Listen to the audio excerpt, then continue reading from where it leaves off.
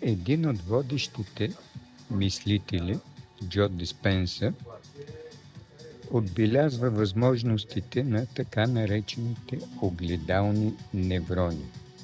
Те се активират в нашия мозък и започват да отразяват поведението на околните. Ако някой от тези, които ни заобикалят, стане по-внимателен, по-грижовен и искрено присъства в ситуацията, в която се намираме всички, ние веднага го усещаме и си казваме: брей, този човек, и примерно Иван, е станал наистина по-различен. Сега е толкова истински, толкова готин и ние неволно започваме да си мислим за това.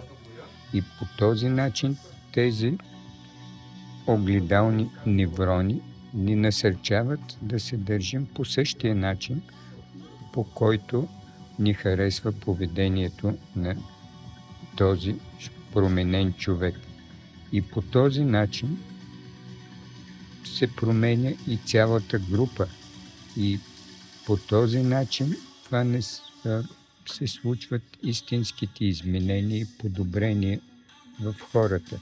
Това не е по някаква родова наследствена линия, не е по някаква специална логика. Това си е наша основна биологична функция.